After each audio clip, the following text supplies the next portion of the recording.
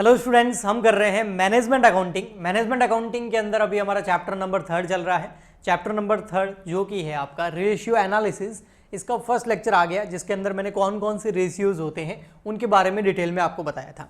तो मैंने आपको ये बताया था कि 3 तरह के रेशियो होते हैं: profitability analysis ratio, activity analysis ratio और ratios of analysis of financial position, जिसके अंदर हम प्रॉफिटेबिलिटी एनालिसिस रेशियो को आज स्टार्ट कर रहे हैं और उसको हम डिटेल में समझेंगे। जो ये प्रॉफिटेबिलिटी एनालिसिस रेशियो है, इसको 3 कैटेगरी में डिवाइड किया गया था। प्रॉफिटेबिलिटी एनालिसिस रेशियो जो मैनेजमेंट की एफिशिएंसी को चेक करता है कि मैनेजमेंट जो है कितना एफिशिएंट है प्रॉफिट कमाने में, ठीक है। तो इसके अंदर 3 था। एक तो चेक करते थे efficiency of production and sales management. जो प्रोडक्शन करने वाला मैनेजमेंट है वो प्रोडक्शन फुल एफिशिएंसी के साथ अच्छे से कर रहा है या नहीं कर रहा है, उसका रेशियो क्या है, उसको नंबर्स के अंदर, डेटाज के अंदर हम कैसे रिप्रेजेंट कर सकते हैं, उसका कैसे हम नंबर्स के अंदर एनालिसिस कर सकते हैं, डेटाज के अंदर एनालिसिस कर सकते हैं कि हमारा प्रोडक्शन जो है वो एफिशिएंट है या नहीं।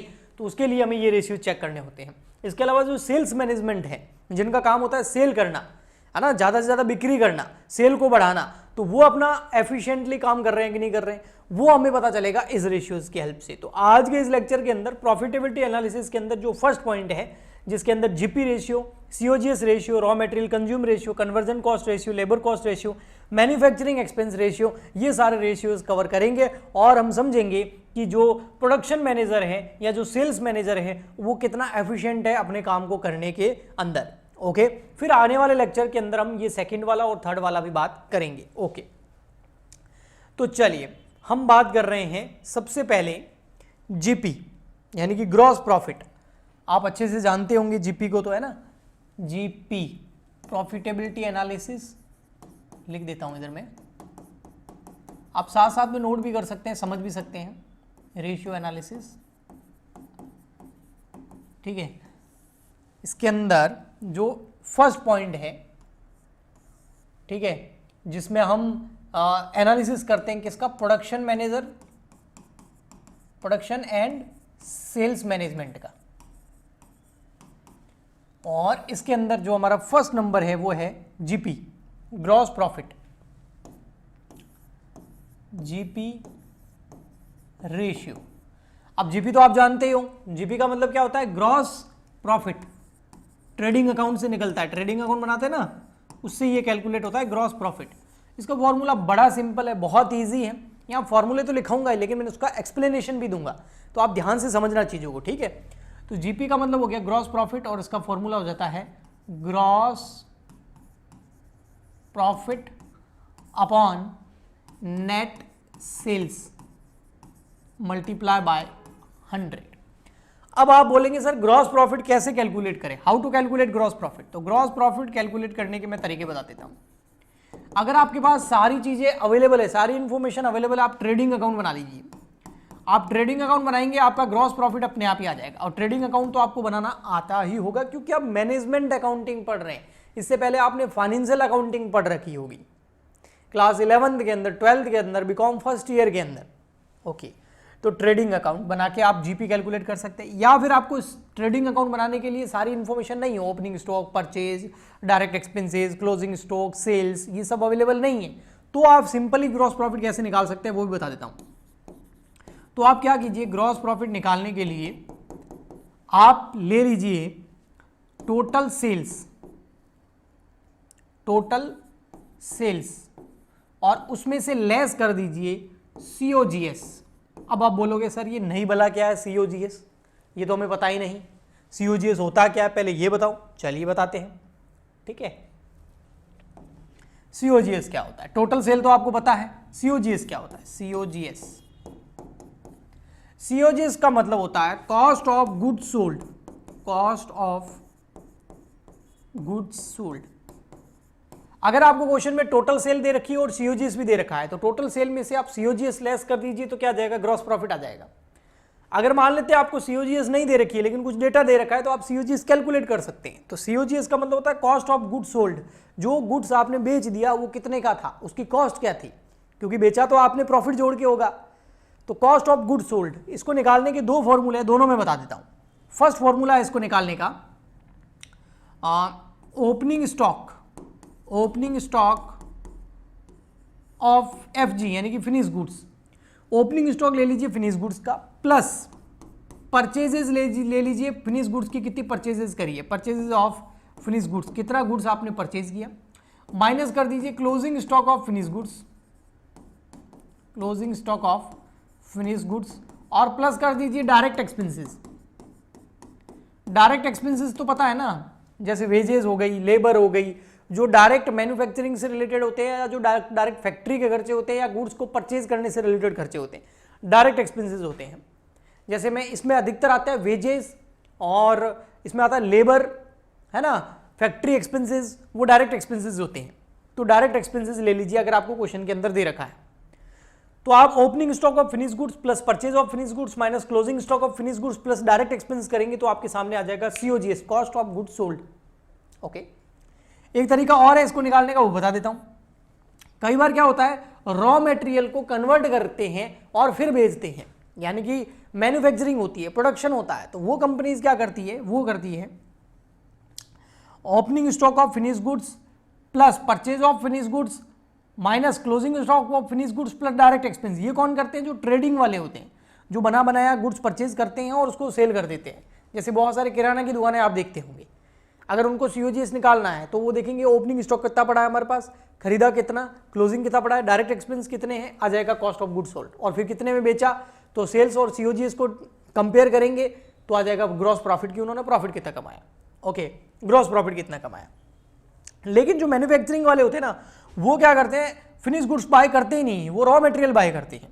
तो उसमें फिर जो फॉर्मूला आता है ना, वो आता है cost of raw material consume, cost of raw material consumed, कितना रॉ मटेरियल कंज्यूम किया, प्लस कर दो कन्वर्जन कॉस्ट, कन्वर्जन कॉस्ट, कितना रॉ मटेरियल आपने कंज्यूम किया और प्लस क्या कर दो कन्वर्जन कॉस्ट, यानी कि इतना रॉ मटेरियल हमने यूज किया इस साल और उसके अंदर इतने खर्चे लगे उस रॉ मटेरियल को फिनिश गुड्स में कन्वर्ट करने में, तो आ जाएगा आपका COGS।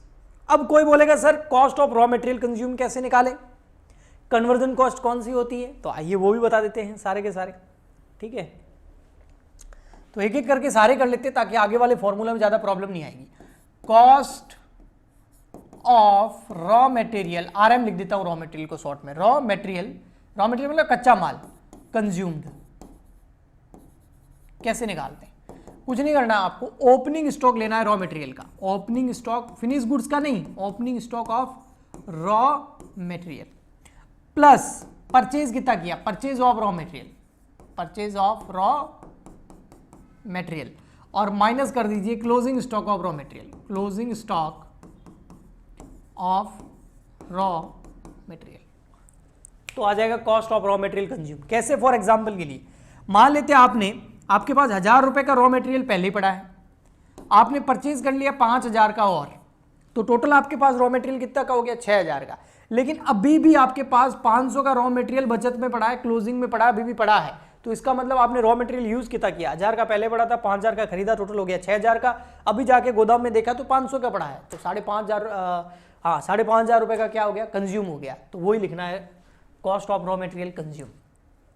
अब आप बोलेंगे सर ठीक है, आपने हमें बता दिया कि cost of raw material consume क्या होता है, लेकिन कन्वर्जन कॉस्ट क्या होता है। चलिए कन्वर्जन कॉस्ट के बारे में बात कर लेते हैं। Conversion cost,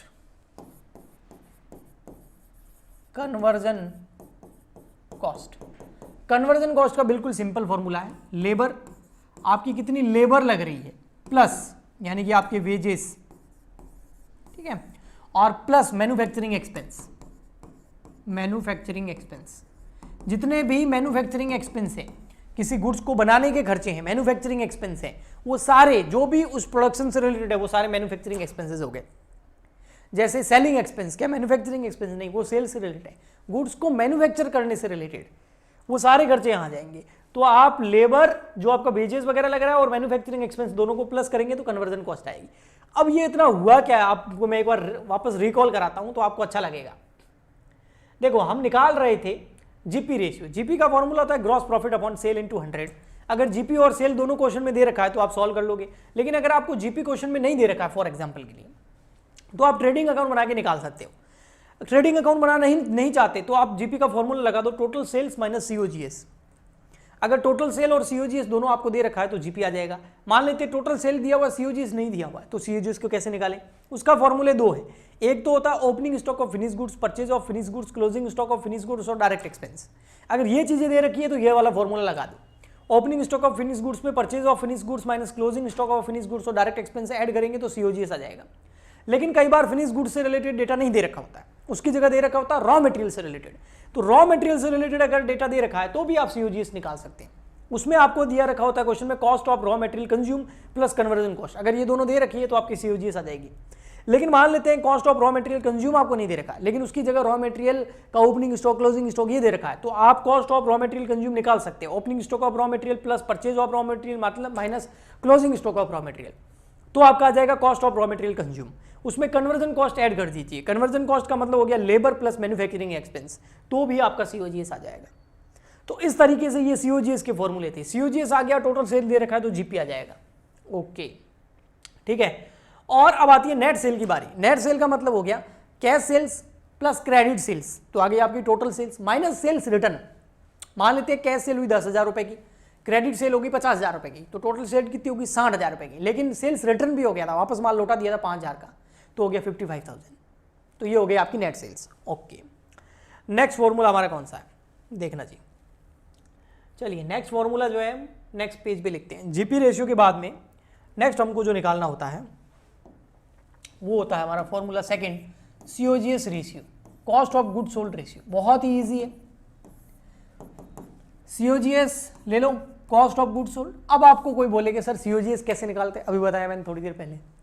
opening stock of finish goods plus purchase of finish goods minus closing stock of finish goods plus direct expense, COGS आ जाएगा। या फिर cost of raw material consume plus conversion cost, तो भी सीओजीएस आएगा। Cost of raw material consume नहीं दे रखा है तो opening stock of raw material plus purchase of raw material minus closing stock of raw material.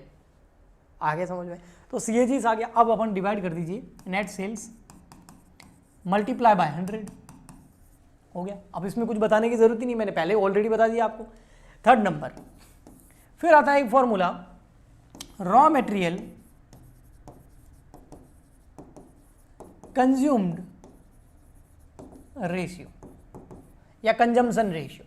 इसका फॉर्मूला भी सिंपल है, रॉ मटेरियल कितना कंज्यूम किया वो ले लीजिए, और रॉ मटेरियल कंज्यूम कितना किया वो कैसे निकालते हैं, opening stock of raw material plus purchase of raw material minus closing stock of raw material. Okay, divide कर दीजिए किसका, सेल्स का, प्लस कन्वर्जन कॉस्ट भी होता है, ठीक है, तो आ जाएगा 100। ओके जी। नेक्स्ट फोर्थ नंबर आता है फिर आपका conversion cost ratio. Conversion cost ratio, अब कन्वर्जन कॉस्ट रेशियो कैसे निकालेंगे, कन्वर्जन कॉस्ट ले लीजिए। अब कन्वर्जन कॉस्ट क्या होती है मैंने बताई ना आपको, हाँ बिल्कुल बताई, अपॉन सेल्स इंटू 100 क्या होती है, labour plus manufacturing expense. Okay, तो कई बार लेबर से रिलेटेड भी आपको रेशियो पूछ लिया जाता है, labour and manufacturing expense ratio, दोनों साथ में बता देता हूं, सिंपल है। लेबर क्या है, मैन्युफैक्चरिंग एक्सपेंस क्या है मैंने बता दिया, तो आप लेबर ले लीजिए, या मैन्युफैक्चरिंग एक्सपेंस है तो मैन्युफैक्चरिंग एक्सपेंस ले लीजिए, जिसका भी बोले क्वेश्चन, अपॉन कर दीजिए नेट सेल्स। आगे आपको समझ में इजीली, बहुत इजी था, ठीक है। एक चीज मैं मेरी तरफ से आपको एक कॉन्सेप्ट बताना चाहता हूं। देखो ये हुआ क्या, ये कुछ नहीं हुआ, ये क्या कह रहे हैं कि जो आपकी टोटल सेल है ना, मान लेते हैं आपकी टोटल सेल है 10 लाख रुपीज। अब ये टोटल सेल में ये कोशिश जानने की कर रहे हैं कि टोटल सेल में ग्रॉस प्रॉफिट कितना है, कि भैया टोटल सेल में ग्रॉस प्रॉफिट है 2 लाख का। तो अब फॉर्मूला लगाओ, 2 लाख मान लेते हैं नेट सेल है, टोटल सेल यानी कि नेट सेल, ठीक है। तो 2 lakh upon 10 lakh multiply by 100, तो कितना हो गया 20%, ये आ गया जीपी। इसलिए जीपी का फॉर्मूला क्या होता है, जीपी अपॉन सेल्स इंटू 100।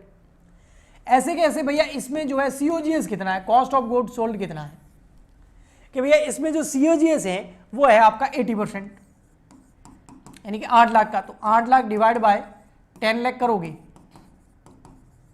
तो आपका आ गया 80%। इस टोटल सेल के अंदर हमारा जो है रॉ मटेरियल कंज्यूम कितना है, इस टोटल सेल के अंदर जो है हमारा कन्वर्जन कॉस्ट कितनी है, जिसके अंदर लेबर और एक्सपेंस है। क्योंकि सेल के अंदर सब जुड़ा होता है। सेल के अंदर क्या क्या होता है, COGS होता है, और COGS का मतलब क्या हो गया, उसमें सारा खर्चे जुड़े हुए हैं प्लस प्रॉफिट होता है। तो यानी कि सब चीजें सेल का ही हिस्सा है।